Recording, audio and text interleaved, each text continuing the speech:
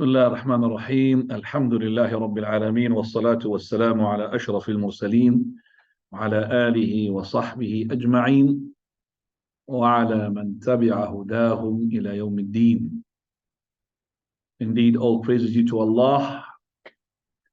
We praise Him, seek His aid and ask His forgiveness. We seek refuge in Allah from the evils of ourselves and from the evils of our actions. Whomsoever Allah guides, none can lead astray. Whomsoever Allah leads astray, none can guide. I bear witness that there is none worthy of worship except for Allah alone, have no partner, and I bear witness that Muhammad is a slave in his message. To proceed, very the best of talks we read out is the Quran, and the best of Sunnah is the Sunnah of the Prophet ﷺ. And very the most evil of all matters are the ones innovated, for every newly innovated matter in Islam is an innovation. And every innovation in Islam is a misguidance. And every misguidance will lead to the hellfire. This is the start of a class. Before I start, let me date. Well, I'll date it in a minute. And class number 1. Before I start giving the title, which has already been given to you, we have consulted with the administration here, which book should we teach? I've given 3 choices. And the choice that they had chosen is the Tasfiyah Al-Tarbiyah. Tasfiyah Al-Tarbiyah, already I've explained it in Luton, God knows how many years ago. And also I've explained it, and I'm still going through it, in Portsmouth, and also I'm already almost finished from it in St. Albans. So that is why you'll find that the ones who are going to come online, they're not going to be that much, because they have or they are following this series of talks in somewhere else. Tasfiyah Tarbiyah, the importance of it is that it sets up milestones for us, how to guide ourselves through this massive and of variety of fatwa and rules and madhahib that can be seen in the market of fatwa, and that the person is lost which to follow and what is it correct. That's number 1. Number 2 is that our deen will not be as it was at the time of the Prophet of Allah until we go back to the same religion that the companions were upon. And to do that, we need to shape up and also filterize and purify the deen that we are now at the moment living from all of those things that crept into the religion, and they were not from the same, or not, they were not there at the time of the companions and the Prophet. So in order for us to go back on our feet to establish and fulfill the target of this ummah, which is in the following verse, كنتم خير أمة أخرجت للناس تأمرون بالمعروف وتنهون عن المنكر وتؤمنون بالله. That you were the best of the ummah sent to mankind, enjoining good, forbidding evil. To be the best of ummah, we need to be abiding ourselves with the religion that was accepted by the Almighty Subhanahu wa Ta'ala and the Prophet ﷺ, and manifested with the companions' seerah, biography. And we will find that unfortunately this deen had got nothing to do with it. We'll find that if we're going to get ourselves, well, inshallah, we hope, an Islamic state, which religion we're going to choose? I mean what I'm saying, which religion? Is this Islam? But which version? Which madhab? Because it's not just simple, I would say, differences amongst those madhahib. Huge differences. So we need to make sure that that this cannot be accepted from the deen. This can be from the deen. That's why the importance of this topic, which is Tasfiyah al-Tarbiyah. طيب, as I start all the time, when I start a book, I'll date it, date the class, number the class, date the day, and also we'll start with giving short introduction for the author of the book and the book itself. So I'll start right now, and I will say, Alhamdulillah, wassalatu wassalamu ala rasulillah, ala alihi wa sahbihi wa mawala. Our night, inshallah, it will be blessed. Tonight is the night of the 23rd of Safar, 1445, synchronizing with the 7th of September, 2023. This is the first class of Al-Tasfiyah Al-Tarbiyah. Tasfiyah Al-Tarbiyah is a book which comprises a lecture that is being given to the public, and it says in the introduction there which year it was and which place it was. Says there that this was in the year of 1973 Christian era, 1393, and that is Islamically, 1393 Islamically, 1973, and that is Christian era.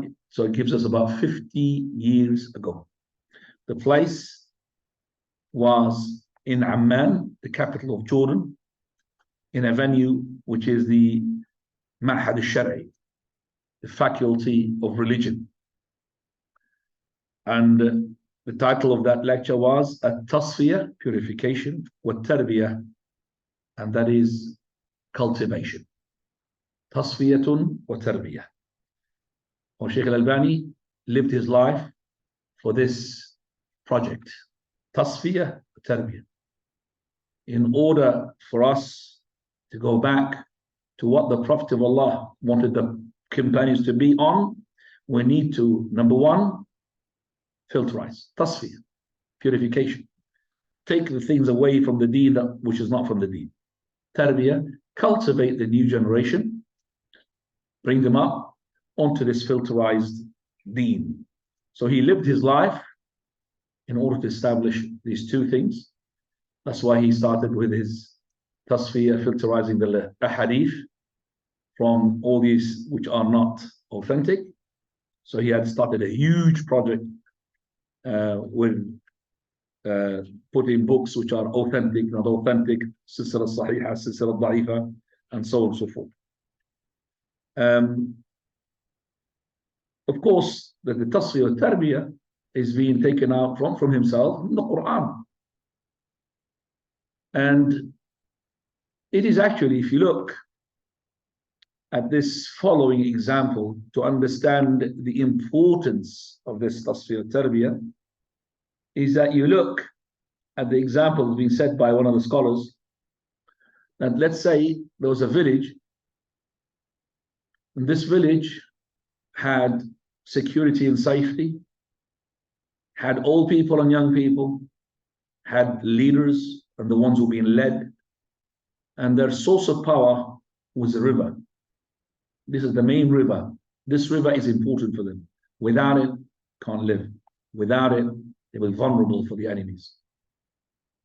Somehow, one day, he had threw his rubbish into this water. Another person saw him, did the same. People started washing their clothes in the river. Some of them, they started throwing blood, stool of the animals. The river became polluted. After a while, because the people started drinking, they were drinking from the water of this river, they became ill and became weak. Because of this, the enemies took their opportunity. They want to attack. They want to take the booty, the khayrat, the good things which is in this village. So they lined up prepared to attack. The one in the village, they knew that the enemy is around them. They want to take their cake or their piece from this feast. So they started consulting, what should we do? Some, they said, the corruption is in the leaders. Because of the leaders, that's why we're weak and vulnerable. Some of them, they said, no. It's actually, we need to make jihad. Even if the people are not abiding by the religion, but the jihad is most important. Other, they said, it's actually the weapons. Let's just go on buy weapons as much as we can so that we could really face the enemies. Then they went to the elders, asked their opinion. The ones who are experienced and knowledgeable. They said, as long as this river is polluted, you'll always be weak. We need to make sure that the river is clean so that people can gain their health back. We need to bring a generation back as it was with good source. And that is exactly the same. The river, the same when we're talking about in the deen, is Quran and Sunnah. That's the river. That's the source. The pollution is the innovation that been taking place in the deen. People attributing things to the deen, they're not from the deen. So we're having partisans and we have jama'at claiming themselves that they are close to the haqq, the truth. They're not. So this is the pollution that's taking place. And as for the representation of the ideologies and ideas that have been given in that example, you'll find asked, what is the solution? Mr. HT, Hizb. They would say, chuck off the leader head and then replace him with somebody else. You'll be okay. True or not? That's what they say. Ask the Ikhwanis. They would say, jihad, jihad, jihad. Let's just train our youth to sing jihad, jihad, jihad, and we'll be okay. Ask the Sufi, will say, best thing is just to put our hands with each other and start swinging our head from one side to another. Allah, Allah, Allah will get power. That's what's happening. But the ones who are having hikmah knowledge said, no. We have to establish the origin, what we were before, and that is to clean up the source. All these innovations, whether it's in the aqidah or the hadith or the ahkam, has to be filterized in order our generation start taking from the pure source. Then they will be going back into the strength that the ummah was upon at the time of the companions. That was the whole lecture is all about. But there will be, of course, more details. The one who made the lecture, delivered the lecture, I should say, Sheikh Al-Albani. So I have given a number of lectures regarding the biography of the Sheikh. I'm not going to do that this time. I'm going to just give a very small, short biography of the Sheikh. Right. Make it concise, inshallah. The Sheikh's name is Muhammad Nasir al-Din. Muhammad Nasir al-Din is one name. And this is how the non-Arabs used to name themselves. Number of names. Even until today, find brothers who are not Arab, they'll give themselves 3, 4 names. It's only the first name. So it's Muhammad Nasir al-Din is one name, being given by his father to him. And his kunya was Abu Abdul Rahman. And his nickname was known with Al-Albani. His father's name is Nuh.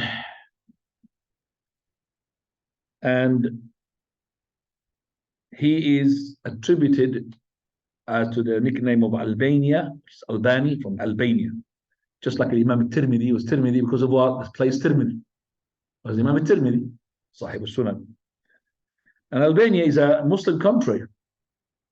You must have heard of it. In the east, southeast side of Asia. Sorry, Europe. So the southern east of Europe. You'll find, for example, the border of it is Greece, for example, and Yugoslavia, and other countries. His birth, Sheikh Al-Albani was born in Albania in a place or a city called Ashkodra.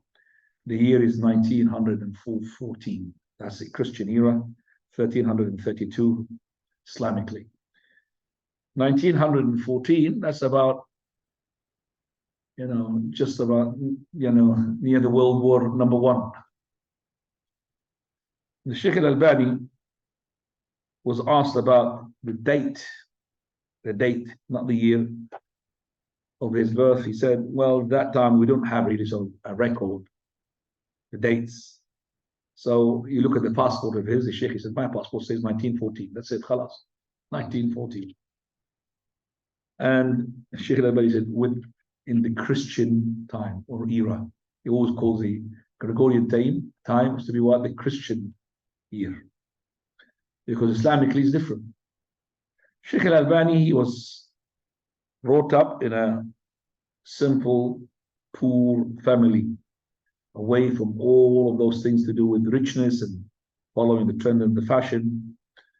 And his father, he was basically a person where the Albanians referred to for fatwa, his area, because of his studies. He studied the Islamic religion into the system of Islamic faculties.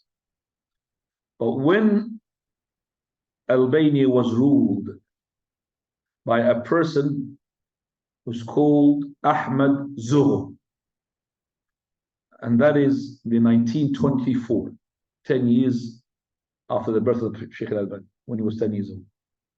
When he had taken the leadership, he had turned the country into secularist, pure secularist, following the steps of the Kafir Kemal Atatürk. Kemal Atatürk was the leader of Turkey. He was not just a normal Kafir. I mean, under the Kuffar, we could really practice our deen, but not with this one. He imposed upon the people to look like anything but the Muslim. Put the hats, represents the Western people, the dress. So many Muslim scholars being killed. If they were not killed, they were persecuted.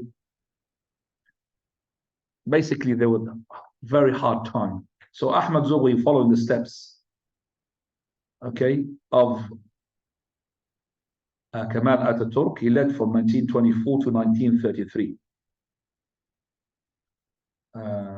Actually, sorry, he was the prime minister, but when he was you could say the leader, it was 1939.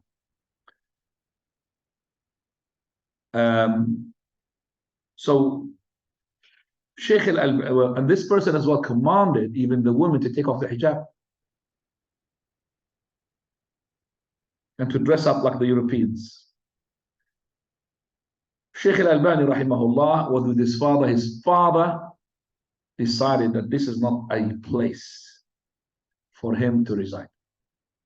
So since before he even took the leadership, when he was a prime minister, when Sheikh Al-Albani was 9 years old, his father took him in an emigration to Bilad al-Sham, Syria. And Sheikh Al-Albani stayed in Damascus, capital of Sham, until his father, he died in the year 1372, Hijri date. Sheikh Al-Albani was 40 years old when his father died. When the Sheikh Al-Albani came to Syria with his father, he studied the Arabic language in a well-known madrasa there. And he was the best among the students, even though he was not enough. And whenever the teacher wanted to tell off the students who are Syrians there, he said, look, the Albanian can answer the question, but you can't. So he was more striving in the Arabic better than the ones who were with him. Now, he had taken the elementary Shahada certificate in 4 years. Sheikh Al-Albani said, I have passed first year, the second year in 1 year. MashaAllah, because of his cleverness. And he said that Allah subhanahu wa ta'ala had made me to love the Arabic language. And this is just Allah is preparing him for his, this job or the task is going to be taken later on. Sheikh Al-Albani, rahimahullah, he said that I have studied at the beginning, of course, I'm not going to go in details. At the beginning, he was studying what his father imposed upon him, which is Al-Fiqh Al-Hanafi. So he studied on his father, Al-Fiqh Al-Hanafi, the Arabic language, on a different sheikh. But this sheikh is called Sa'id al-Burhani, well-known Sufi. Okay. Also, he read upon him some of the books of the Hanafi, Maraq al-Falah, and other books. Sheikh al-Albani, rahmatullah alayhi, he used to work with his uncle at the beginning as a carpenter, his maternal uncle. Then he worked with his father because there was no work during the winter as a watch repairer. Then the Sheikh al-Albani had independently had his own shop. I'm cutting the story short because there's lots of things there to be discussed, but I can't do that, inshallah. I can just do the most important thing. Sheikh rahmatullahi alayhi started now studying other than the Hanafi fiqh and going towards the hadith with the disapproval of his father. His father didn't like that for him to start learning other than the fiqh al-Hanafi. So he was affected by a number of things. Number one, when he was 20 years old, he used to read in the magazine called Al-Manar. Magazine of Al-Manar, it was under the authority of Sheikh Muhammad Rashid Rida. So he used to love to read for him. He's from Al-Hadith, basically. And also he had, with his own pen, because he was poor, remember, rewritten the whole book. It's called Al-Mughni عن حمل الأسفار في الأسفار في تخريج ما في الإحياء من الأخبار, which is for Al-Imam Al-Hafidh Al-Iraqi. He had written the whole book with his own hand because he couldn't hire the book, so he couldn't buy the book. He could hire it, so I had it, and he had made his own copy. Remember, there was no copy machine at that time. And Sheikh Al-Albani rahmatullahi alayhi first later on started going into the hadith so much that Sheikh, he had to confront his father, or his father has to confront him. So he said to him, either you stop what you're doing, or that's it. There will be some sort of split between me and you. That's how blind followers, the ones who used to study the madhahib, and so strict, so much that they would disown their sons just because they're studying a different madhab. Allah musta'an. So Sheikh Al-Albani said to him, give me 3 days. And after 3 days, he said to him, okay, and I will take my own way. He was respectful to his father, but his father doesn't want him to study the hadith. He wants it to be on the Hanafi. And that's why I said, the madhahib, they take them as not just a choice of opinion. No, it's a different religion. That's why the Hanafi will pray on his own, and Shafi'i prays with his own. At the time, the Haram, they had in each prayer 4 prayers. Dhuhr prayed 4 times. Hanafi, their corner. Shafi'i, their corner. Maliki, they've got their own corner. And the Hanbali, they've got their own corner. They were united not a long time ago, 60, 70 years ago, under one Imam. Before it was 4 Imams for each prayer. So we have 4 religions. Sheikh Al-Albani had decided, and as I said, I'm cutting the biography very short, to take his independent way, and Allah Azza wa Jal blessed him with Al-Maktab Al-Zahiriyah, huge maktab. He got lots of manuscripts. It goes back to before Sheikh al-Islam ibn Taymiyyah. And most of the scholars, they were into that area. So they had lots of manuscripts in that Maktab Al-Zahiriyah, which is in Damascus, Dimashq. The Sheikh used to, study there so much from the morning until later on. He had a worker, had worked for him, he taught him, and he said to him, you're not allowed to leave me. He made a contract with him. You can't leave. I'm trying to teach you how to repair the watches. You're not allowed to leave me. So he made a contract with him. So he taught him, and the Sheikh, he was not really after the money. He just lives in anything. Because he used to go early, shopkeeper, the library keeper, he couldn't cope. So the municipality decided, because of his, mashallah, motivation, his jihad, and he'll help. They gave him a key. So he's got his own key for this huge maktab. This maktab is huge, very huge. Sheikh was happy. So he used to come after Fajr, straight over to the maktab. And he stays until almost Dhuhr time.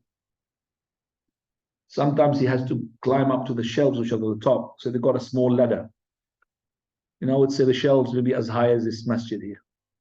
Because I've seen it. So he goes on top of the shelf, on top of the steps, the ladder. And he stays there on top of it for 6 hours. Imagine, top of that ladder, reading. Because he can't go down, he can't afford. 6 hours just reading one book and a book and a manuscripts, not book. But you know, by the way, the books that you read now these days, which are printed, much easier than the manuscript which is written by handwriting. God knows that this handwriting. Have you seen the handwriting of a doctor? God, you could hardly read it. Similar to that one. So, but once you start familiarize yourself with a certain writing, then you will know straight away. That is like, wow, this is A, this is E, straight away. You will know. So Shaykh Rahmatullah Ali, he was so patient. Allah gave him the knowledge. طيب. Shaykh, he used to as well give the zakah of his knowledge, meaning he teaches. So whatever he learns is what he teaches. First book he had made was Tahdhir al-Sajid, اتخاذ القبور مساجد. The first book of his, warning for the person who is prostrating, person who prays, to take the graveyards as a masjid. That was the first book. As for the first booklet that has takhrij hadith, hadith is belonging to this and authentic and not authentic. الروض النظير في ترتيب وتخريج معجم الطبراني الصغير. That's the first one. طيب. He used to teach everywhere. He used to have a little, people used to take him in his car, or he, drives up and down the country in Syria to go and teach. He taught the following books, and some of the people who used to come to his classes in the house are the university teachers and professors. Fath al-Majid, شرح كتاب التوحيد. We taught كتاب التوحيد here, but he taught the Fath al-Majid. الروضة الندية, Imam Shawkani. الباعث الحثيث, which is the and this is Ibn Kathir, but the sharh was for Ahmad Shakir. فقه السنة, Sayyid Sabiq. أصول الفقه, عبد الوهاب. And also منهاج الإسلام في الحكم لمحمد الأسدي. طيب. In terms of what he had actually been appointed, in 1955, the Faculty of Sharia in the University of Damascus, they have chosen him to give the credibility of the hadith regarding al-buyu', transactions, which they themselves taken it out. They wanted, can you make a takhrij, sahih, not sahih, the sources of this hadith.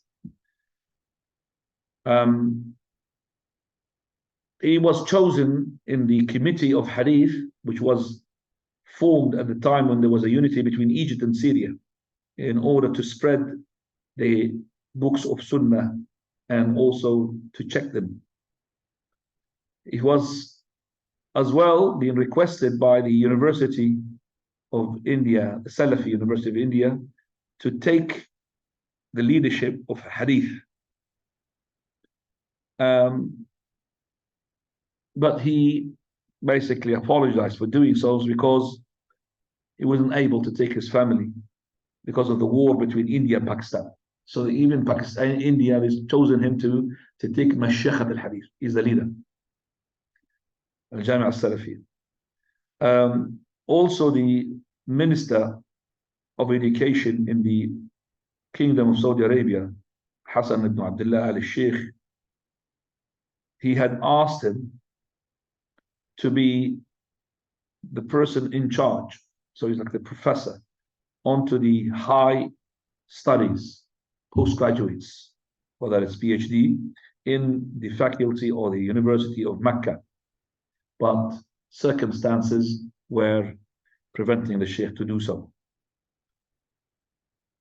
So even though he was graduated from an elementary school, Shahada today, he didn't have even go to the preparatory school, nor to the secondary school. He was what? Ibtidai, the elementary school. So the first about 6 years of your age of it, when he's about 10 years old, he start going to the 11 years old. So after that, there was no school. He was learning at home and as well teaching himself. And he had teachers like the katatib coming to the masajid, learning and so on and so forth. Sheikh Ibn Baz, rahimahullah, the head of University of Medina, he had chosen him to be a person giving da'wah to all these countries, Egypt, Morocco, Britain. He came here to England as well to call for the Tawheed. And then the last thing that Sheikh Al-Albani, before he died, they've given him the King Faisal Prize, which is the Universal King Faisal Prize, 1999 it was. And it's been given to, usually it will be given in half to some scholar, half to the scholar, but the full prize was given to him.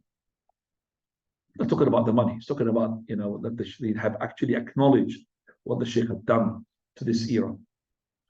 Sheikh Ibn Baz had praised him so much that he said, I can't know anybody who is under the heavens at the moment more knowledgeable than Sheikh Al-Albani. And he said that he is one of the mujaddideen. When he was asked about the hadith that Allah will send for this ummah at the beginning of each 100 years, a person who would revive for them their religion, was asked, who is the reviver of this century? Sheikh Ibn Baz said, nobody except for Muhammad Nasir al-Din al-Albani. Sheikh Ibn Uthaymeen rahimahullah used to call him Sheikh, our Sheikh. Sheikh al-Shanqiti, the one who's the author of Adwa al-Bayan. He used to teach in the university, and the Sheikh Al-Albani happens to be there as a teacher of hadith. Sheikh Al-Amin Shanqiti is not just memorizing the Quran. Sheikh Al-Albani used to describe him as Al-Qur'anu bayna aynay. The Quran is in front of his eyes. He doesn't need to press a computer and button to. It's between his eyes. But the Sheikh Al-Albani said, whenever he has to debate with someone, he's not as good to pull the correct statement to encounter the argument of the one who is debating with him. So he's not a master in debating. So he said he fails to, get whatever he memorized. He memorized everything, but he does not pick the right one to encounter the argument of the one who's in front of him.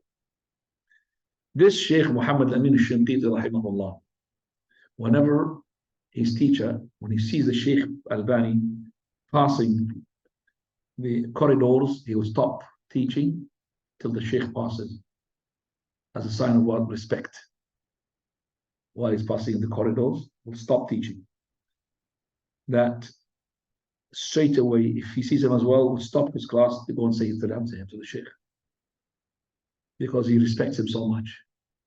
Sheikh Al-Albani, whenever the university has a break, usually they have a break, a lunch break. The students, they don't go for lunch break. The whole faculty from all the classes, they gather together in the middle of the university where there is like a playground, just to listen to another lecture from the Sheikh Al-Albani. Sheikh Al-Albani finishes his class, whatever class, and there's a break, the afternoon. He goes in the playground. All these students will go to other classes. So he's talking about the whole full, playground. They will study or they will listen to the Sheikh. That's why there was an envy from some of the scholars or teachers. They didn't like it. You could see that everybody is not coming to the Sheikh. They're coming to the Sheikh because it's not because they're Albanian or his eyes are green or blue. It's not because of that, because of the knowledge. Because when he speaks, the way he speaks, the way he pulls all the information, the way he puts it, students know that he's a scholar. And so much so that they said he is like from the ear of the furrows. I can't say the companions are different from the ear of the followers, but he came at a later generation. So this person, عالم تأخر به الزمن. He came later on. He's supposed to be in the ear of the followers. Sheikh Al-Albani used to be treated as a person, if any person speaks ill about him, then there's something wrong with his manhaj, methodology. It reminds me of Sheikh Islam Taymiyyah. If anybody speaks ill about Sheikh Islam Taymiyyah, they will accuse him in his manhaj. Something wrong with him. Same thing with the Sheikh Rahmatullahi alayhi. Right. I'm not going to, as well, go ahead too much into it, but I have to mention the story of this waraqah, al-da'i'ah, the lost paper, which made the Sheikh Al-Albani, Sheikh Al-Albani, rahimahullah. Sheikh Al-Albani, in his book, which is فهرس مخطوطات المكتبة الظاهرية. Sheikh Al-Albani was, because he's the one who had made a context of the library of Al-Zahiriyah. He made a context. What is in there? Fihrs. Very important to have the Fihrs, context. Because the Sheikh Al-Albani read every single book on there. So he put the Fihrs. And remember, you're depending today upon your computer and your maktaba, you put in a word, it comes to you ready. It wasn't the case at the time of the Sheikh. So he says, I never thought ever I'm going to be the one who's going to put the contents of this library because it's not from specialty and I don't have time to do so. But Allah subhanahu wa ta'ala, if He willed for something to take place, then He will lay down the reasons for this thing to take place. And the reason was that I was having an illness that came to me, to my eyes. Some eyes illness, infection. And the doctor advised me to take relaxation, not to read anymore, and not to work in this very, eye tiring job, which is looking at the mechanism and the cogs and all of that in this, in the watches. Very hard work. So he told him, you're not allowed for 6 months. So he said, well, I had to take his advice on board at the beginning. So I left everything for 2 weeks. Then myself is talking to myself and starting having this whispering, halal whispering, not shaitan whispering. Let me just invest into my holiday. I've got a holiday of 6 months holiday. It's a long holiday. Let me invest to something that will not go against the advice of the doctor, so-called. I mean, he's convincing himself that I'm going to do something that's not going to be contradicting the advice of the doctor. So what I did, I remembered that a treatise, booklet, which is makhtuta, written manuscript in the Maktab al-Zahiriyah, it's called Dhammul Malahi. It belongs to Al-Hafidh ibn Abi Dunya. It was not yet been printed and came to the world of reading. So what I did, what's wrong if I just go and employ someone to go and write it for me from the manuscript? I mean, to get a piece of paper from the manuscript to give it to me. And when he finishes that, and then when he starts to compare it and then check properly, then there will be a lot of time had passed. So then later on, I will be able to check it myself. And it's not going to take a lot of effort from my health. It's not going to be affecting me. Okay, so I will take it easy in checking this up and taking the hadith of it, and then we will print it later on.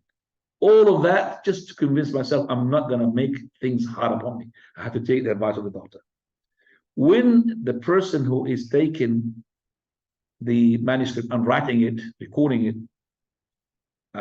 in the library, when he went to the middle of the treatise, the booklet, he found that there is something missing here called malzama. Malzama like a set of, the person who sewed the thing, he will, just like a stapler, he will sew about, something like this, about 2 thirds. So it's about 16 pages. Malzama is being missing there. It's a naqs. It's not complete. So he said to me that there is something there. So I said to him, continue until you finish. And when I actually looked at the original and this, then I was confirmed that there is something missing. And it was, he says, 4 pages in one paper. So it's 4 pages in one paper. Not 60, sorry, 4 pages in one paper. And it was in the middle of the booklet, in the middle. So I thought to myself, where can I find it? These 4 papers, which is that is only one paper, but contains 4 papers. And this booklet, or treatise you want to call it, is being actually put into one of those big mujallad, like a big volume, and underneath a title called Al-Majami'. Majami' means collection of treatises got together. And this Majami' has got a number of treatises that belongs to other scholars as well. So it's got different type of papers, different type of colors, because it contains lots of manuscripts that belongs to a number of booklets. So I said to myself, maybe this missing paper that contains the 4 pages, that the one who's sewing this, he had sewn it somewhere else by mistake. So I thought to myself, let me go ahead and search for it. And I forgot myself, and I forgot the health situation I was in. Okay? And I was not even now at the moment giving myself an excuse. Actually, straight away I started looking. And every time I passed some of these big, massive volumes, I could see something, dragging my attention from some of the titles, that some of those treatises or titles that is being done by authors in the past, which are well known, no one knew about them. So I was making, so I'm wishing that these can be as well, again, taken out in order to be checked and to be put into the world of reading. But normally I would find not all of it complete. Some of it is incomplete. So I would find, for example, sometimes the missing papers for one book, and I'll find the other one. And I was not really recording everything, but actually I was searching for that missing one from the Al-Malahi until I had finished all the volumes into that Majami'a, which was 152 volumes. Yet I did not find. So I started looking more and more, and every time I passed by his title or something captured my attention, I would write it into my draft, my notebook. And what encouraged me that I found some of those missing things that belongs to other books. So when I did not find that missing paper in those mentioned volumes, I said to myself, maybe it was sewn wrongly to the volumes of hadith, which are in the library under the title Hadith. So I started going into these books, book after one, but we didn't find anything. Yet I started recording some of those treatises and books that had never been known to the other people. So I started giving to myself hope until I passed onto all the books, all the manuscripts, all the volumes in Al-Maktab al-Zahiriyah, which counts up to 10,000 manuscripts. Yet I did not find that paper. But there is something called a dust, which is so many papers or so many books which are not known to which book it belongs. So I started looking to these papers as well, but no use. When I got sort of, I would say, in despair from finding the paper, I lost hope. But I found myself, mashallah, that Allah Azza wa Jalla had opened for me a treasure. So many people are not aware of it. and that in the Maktaba al-Zahiriyah, there's treasures of books and treaties and records and manuscripts in all types of knowledge that our fathers and forefathers had left them for us. People didn't know about them. So I said, well, I'm going to go study them again, all of them, the 10,000 volumes for the second time. And now this time, I had actually what I chosen from the books, I would go and record more. So everything to do with their knowledge of hadith, I will record it. Whatever is, I will record it. And even if it's a missing paper, I will record it.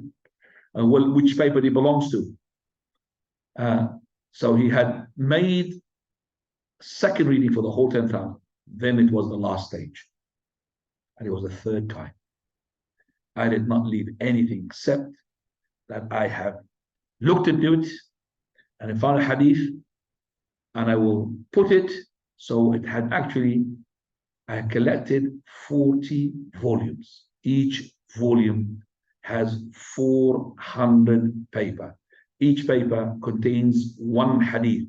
And that hadith is being attributed to all those scholars who had narrated that hadith. Okay, so it's got 40 volumes. Each volume's got 400 pages. So that means 400 hadiths. 40 multiplied by 40, how much is that? 6,000, isn't it? 40, sorry, 16,000, 400. 40 multiplied by 400 hadith is what? 16,000. So those 16,000, they are the source from where the Shaykh Al-Albani had made everything. So he collected 16,000 hadiths from which they are attributed to all the hadith books. So whenever he does the Silsila Sahih al-Da'ifa, he goes back to it. This is the will from which he takes his, his treasure. Okay, so that is where the Shaykh Al-Albani's knowledge. 3 times he read Al-Maktaba al-Zahiriyah. That shows you why he was staying for 6 hours. I've heard this from the Shaykh Al-Albani. 6 hours on top of the ladder. He forgets himself until the adhan is called and he's got to go down. Because he's in love with his books. If you are in love with something, you forget how many hours you stay with it. If it's your wife, if it's your whatever. You forget. He's in love with the books. Allah made him to be in love with the books. Rahimahullah. There are plenty of stories here. I can't say them, but inshallah, by this I could say Shaykh Al-Albani, rahimahullah, was living in Amman and had, alhamdulillah, Allah honored me to see the Shaykh Al-Albani so many times. Every time there's a class or something, there's somebody, even though they didn't have the proper transport, I will borrow, or I will go with somebody and we will go to the Shaykh where he goes. Because it's not allowed, Shaykh, to give public lectures in the universities or the masajid. It's not allowed. But people, when invited to their houses, they find the house full. Like at the time of the Prophet, when they hear the Prophet of Allah in a place, everybody will invade that place. Same thing here. Shaykh Al-Albani came to my uncle's house in my city twice. And we couldn't really accommodate for everybody, so we had to put them on the roof. And we're not inviting everybody. If everybody hear about him, you just come. We didn't know that he was that important. So it was not knowledgeable. So the roof was full. From there, the da'wah spread, subhanAllah. Wherever the Shaykh goes, Allah gives, mashallah, barakah. I'll just give you an example of what the Shaykh, rahimahullah, had done during the Gulf War, 1991. You remember the Gulf War? Invasion of Iraq. When Iraq invaded Kuwait, remember what happened? So there was a hadith. It was printed in Kanz al-Ummal, للمنتقي الهندي, and it was attributed to Ibn Asakir in Tarikh Dimashq. Right, now that book had at the time 4 volumes were printed. Now at the moment it's all volumes, 80 volumes have been printed, which is Tarikh Dimashq. So the Sheikh wanted to know the hadith, is it authentic or not, that hadith which has been going around. Sheikh Al-Albani started reading the manuscripts, tiring his eyes when he was above 80. After 5 days, he said to the Sheikh Al-Halabi, his student, may Allah have mercy upon them both, that I found it. وَلَا نَامَتْ أَعْيُنُ الْجُهَلَاءِ أو الْجُهَلَاء.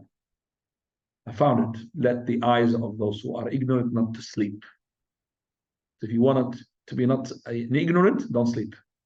Keep searching. You found the Sheikh. Found the hadith. Right. What time is it, Aisha? 9:30. That's very good. Alhamdulillah. Plenty of time. By which now I have given a biography of the Sheikh, rahmatullahi alayh.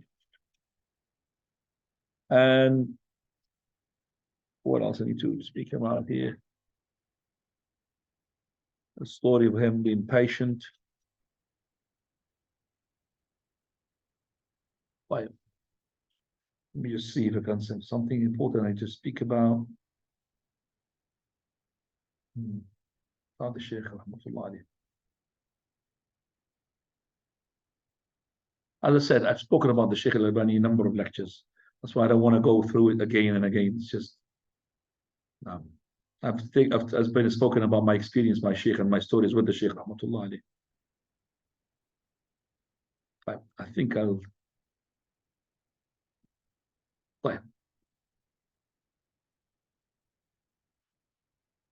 When the Sheikh died, rahmatullahi alayh, and he was 89 years old, he's more than 90 Islamically. Sheikh Mashur called me, rahimahullah, and he said to me, quickly come to witness the burial of the Sheikh, because the Sheikh will be buried quickly. So I went, and I can't remember which car I took, but I went to Amman, which is about a drive of 45 minutes from my place. And the Sheikh had made a will that to be buried, not to be waited straight away. He died at Asr time, just after Asr. And he was buried, I would say, just about between Maghrib and Isha. The reason is that he asked the Sheikh to be buried in the cemetery which is close by. He doesn't want to be carried in a car. This cemetery, which is from his house, is about 4 or 5 minutes walk. So the Sheikh was taken upon the shoulders. That's why Sheikh Ibn Uthaymeen, he said the Sheikh Al-Albani lived upon the Sunnah and he wanted to die upon the Sunnah. He was carried from his house to the cemetery. And that cemetery was not open for any burial. It was closed because it was inside the city. And all bodies had to take it outside in the big, massive cemetery. But the Sheikh Al-Albani's request was fulfilled. SubhanAllah, Allah opened that for him. And that cemetery was not respected. It didn't have a proper fence. After the Sheikh was buried into it, the fence was built. No more sheep and goats can go inside and disrespect the graves. Alhamdulillah. Because it was a mountain and it was a rock area, it's not like a normal land. The municipality had to hire, those compressors that they dig the road with them, because they have to break the rocks. And I remember they're sitting there and they used to dig land to make a hole as a grave. That's why the time took hours, and there was lots of lights and all of that. With this quick of burial, we had a full area full of people. Each person tell another person. Imagine the Sheikh is like the other ones have to wait for the following day. I think the airports will block. The planes will come and all that. No, yes, everybody will come. The plane, they'll come, all of them from all over the place. The Sheikh was buried on the Sunnah quickly. No time, no delay, except for the delay of the digging of the grave. The one who buried him is the one who washed him. The one who washed him is the one whom the Sheikh wanted him to wash and take care of his burial. His neighbor, Sheikh Izzat Khabar, whom himself he died as well. He used to call him my dear, my love. He loves him, the Sheikh. He was his neighbor, and he was as well with the Sheikh most of the time, rahmatullah alayhi. A person whom I know had 4 wives and 40 kids, 40 children from 4 wives. So this Sheikh Azad Khadar, when he buried him, he came out and he said to me, I got close to the Sheikh, with the Sheikh, rahmatullah. He said to me, MashaAllah, because he had dug for him something that is not done to the others, called lahd. All the other graves are shaq, a crack, just like you see it in the garden piece, crack, hole in the ground, and then you put the person, and then you put slabs on him, and then you put the sand. This is not the case. This is like the one in Haram. Seen it? They dig this way, and then they reach halfway or something, and then they'll start digging, and like a niche. So this is like let's say we want to bury the person here. We dig here all the way, and then from there we dig inside a niche. So this will be the cover of his. So when we put the sand, we don't put the sand on him. We put the sand to block the niche entrance to him. Okay, that's what the Sheikh Al-Albani's graving was. So he said, when I buried him, I just put him. You normally want to put him to make sure that his face towards the Qibla. So he said, I just put the Sheikh and his head towards the Qibla by itself. I didn't do anything. Alhamdulillah, that's a good sign. I just put him like this, MashaAllah. Rahmatullah ala Sheikh. I've heard lots of things that the Sheikh, Allah blessed him with. As I said, you could find them in those lectures of mine that I've talked about. And Sheikh Azad Khadar told me a number of things as well about the Sheikh, rahmatullah alayhi. I shared them on the videos. I'll stop here and I will start with the book itself. We will do the following. Have Ismail next to me, inshallah, and he will read and we will elaborate. Okay, so the book, that's the one in English, Tasfiyah Al-Tarbiyah, translation of which, don't worry, it looks big, but I think I'll do it from now 8 classes. I'll finish them, inshallah. Try to finish them in 8 classes. They'll be finished. 9 classes maximum. Okay, that's the Tasfiyah Al-Tarbiyah. You will learn a lot from it, inshallah. That's the lecture. So please print that and have that book, and then you start writing notes next to it. Whatever notes you take, inshallah. Any questions? Please download it. This, by the way, I did not buy it. If you want to buy it, it's very easy as well. It's on the market. But if you want to, this is what I did. I PDF downloaded it and then I stapled it. So it's my own. I done this. Okay. Now, are you cold? Going there, it's cold. Yeah, khair, inshallah. Huh? His sons? No, none of the Sheikh's sons are scholars at all. Rahmatullah alayhi. One of them studied the hadith in the faculty of Medina University, but was not. Allah prepared the Sheikh for this mission. Now. Rahmatullah alayhi. Okay, any other questions, Ikhwani? The class will not be exceeding an hour and 15 minutes. It's going to be headache for everybody. Now. Are you cold? Yes. Come underneath it, you'll be better. Because you are actually opposite.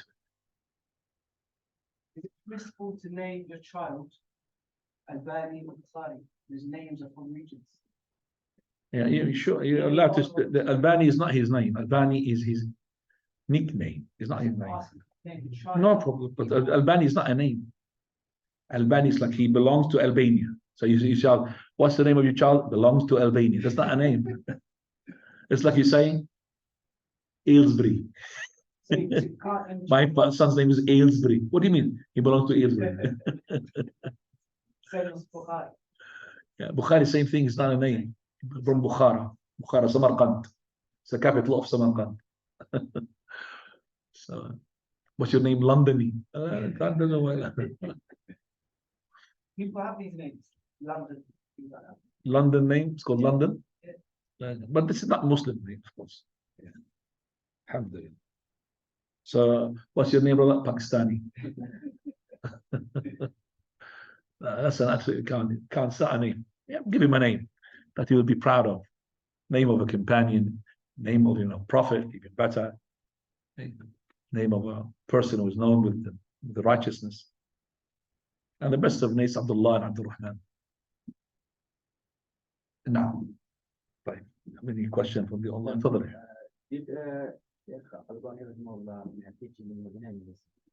Did Sheikh Al-Albani what? Teach in Medina.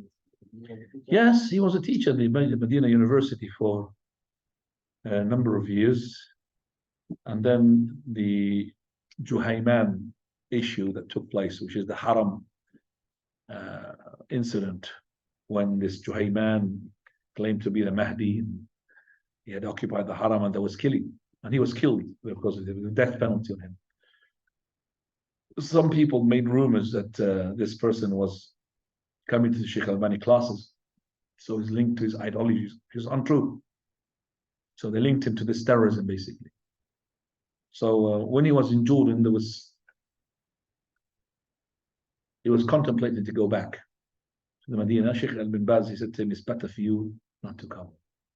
And wherever you are, you're going to rain. You are a cloud full of rain. So whatever you are, you're going to give barakah. So I would prefer, because Sheikh Albani said that, with the fatwa of the advice of Sheikh Ibn Baz, I stayed. And Allah gave more barakah of him staying in Al-Sham than if he was to teach in the Medina.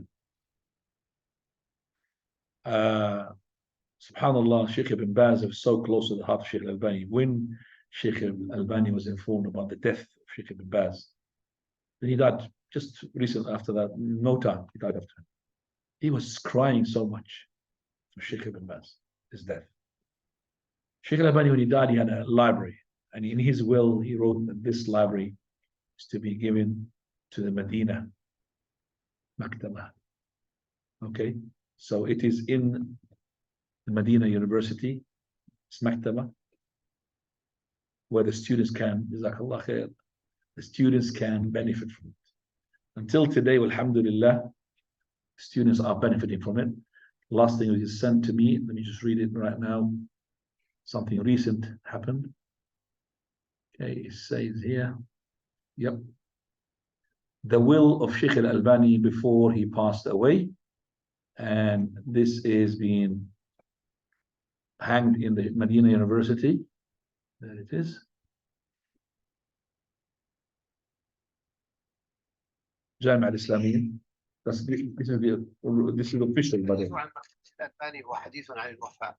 فهذه الجامعة جامعة الوفاء. This is the Medina University. أهل الوفاء. والإمام الألباني رحمه الله. That's his library. بادل هذه الجامعة. Shifted by الوفاء حيث أهدى مكتبته العاهرة للجامعة الإسلامية. That's his library. All of his libraries, Sheikh Al-Albani's libraries. له ولطلابه ولمحبيه ولأهل هذا المنهج المبارك استقبلت هذه الهدية كما هي بحفاوة واعتناء واحتفاء. That's all of the Sheikh Al-Albani's section. قاعدة خاصة لعلها من الأكبر في المستوى الثالث من المبنى.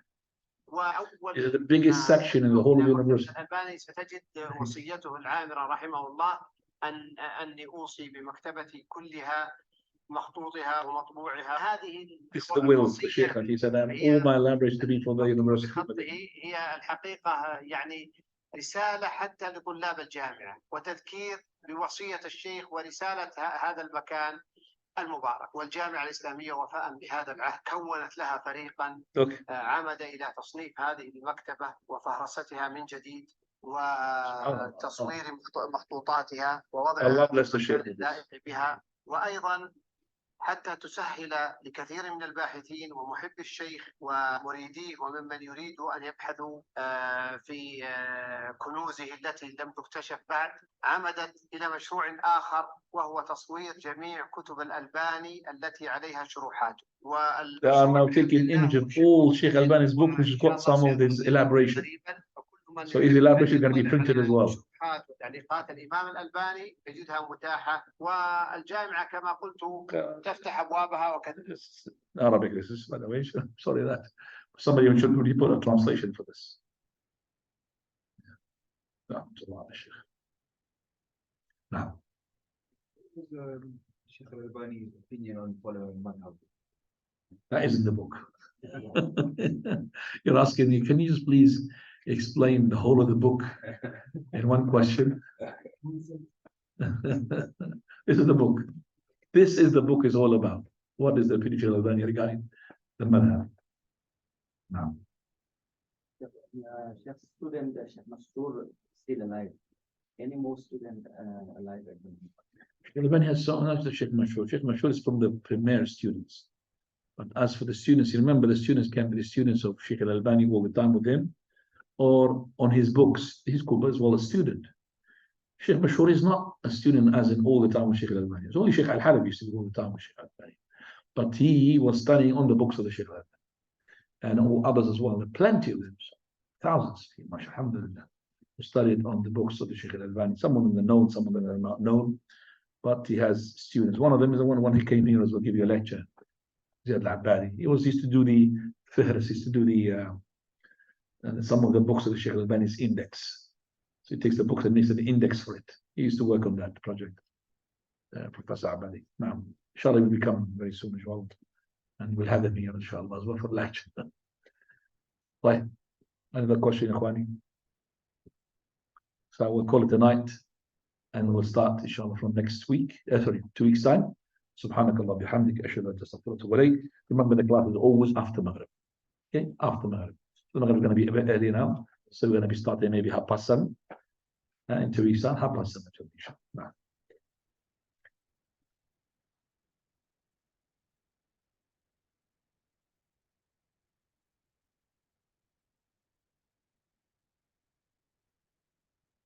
You're going to read, yeah, Sheikh, huh? When you read, you relax me because at least you read something and I'll be relaxed. And I'll be speaking all the time. يلا يا اخوانا افتح المقص قص المقص